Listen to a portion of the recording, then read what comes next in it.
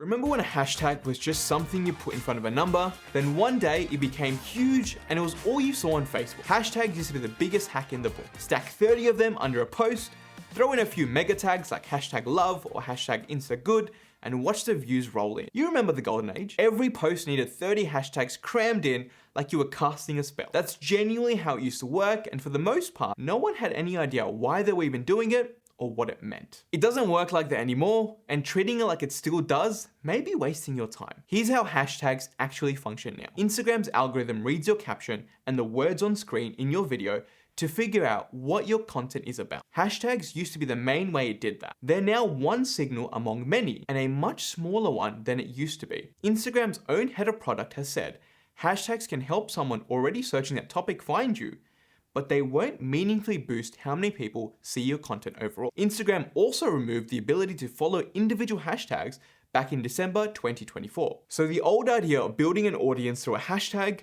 people subscribing to one, and seeing your posts pop up doesn't really exist anymore either. So where do they still actually help? Mostly with search and categorization, not raw reach. 3 to 5 specific hashtags that genuinely describe your content do more than a wall of 30 generic ones. A post tagged hashtag Brisbane Cafe connects people actually searching for that, where something like hashtag foodie just disappears into millions of identical posts. There are still some communities where hashtags still work at full strength. For example, Book Talk. It's the clearest example of a hashtag actually building a community rather than just decorating a post. According to TikTok's own data, the hashtag BookTalk community drove more than 50 million book sales across Europe in 2025 alone. That's not the algorithm randomly boosting a tag. That's a genuine group of readers who follow that exact corner of the platform and act on what they see there. It works differently depending on where you're posting to. On TikTok, hashtags still help the algorithm categorize your video for the For You page.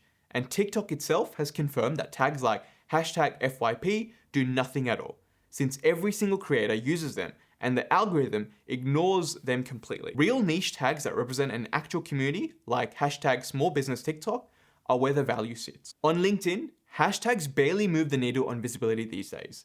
They're more of a leftover categorization feature than anything driving reach. A couple of relevant industry tags won't hurt, but don't expect them to do any heavy lifting. On Facebook, hashtags were never that central to begin with, and using too many can actually work against you, since the algorithm leans on your existing network far more than tags. Pinterest is the outlier here. It works more like a search engine than a social feed.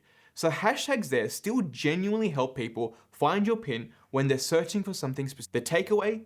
Stop treating hashtags like a numbers game. Pick a handful that actually describe what you've posted, keep them specific rather than generic, and put your real effort into the caption and the content itself. That's what's actually getting you seen now, not the tags underneath.